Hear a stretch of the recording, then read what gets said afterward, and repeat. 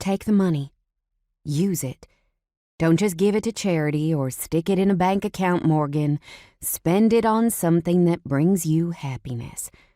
Use it to leave like you always planned. I just wish I were going with you. Okay, so maybe I was in over my head. As if the octagon-shaped house agreed with my thoughts, one of the struggling shutters on the third floor gave up its battle with the ocean breeze and came loose with a loud creak. All three of us leaned to the right, following the slow slide of the doomed shutter until it snapped free, slammed into another shutter, knocking it loose, and finally fell 30 feet to the sand below. "Let me get this straight," Sam said, sliding her sunglasses down her nose to peer over the frames at the stilted beach house that, as of 36 hours ago, I now owned. "Will left you $500,000, and you bought this?" "Not exactly," I drawled. They both turned their heads slowly toward mine. "Will left me a secondary life insurance policy worth $500,000. His attorney invested it until I was ready to do something, and it ended up a little over $600. "And you bought this?" Sam repeated, her hazel green eyes wide with disbelief. "Yep." Sure, it kind of resembled a giant mushroom, but the price had been right. "To tear down," she clarified.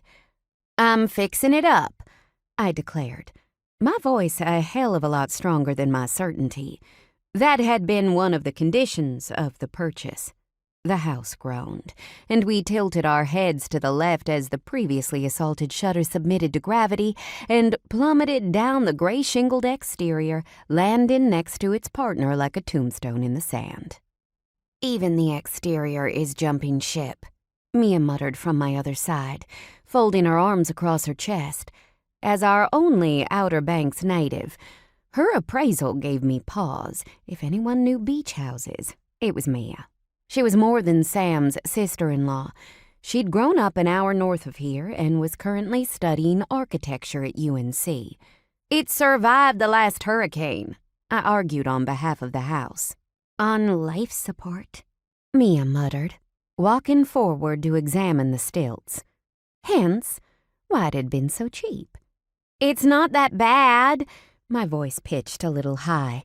Maybe it was weathered.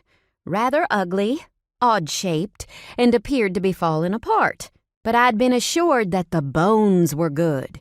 I received 2 doses of side-eye from my girlfriends. "It was bad enough for you to call in reinforcements." Sam raised her eyebrows. "Not that I'm complaining.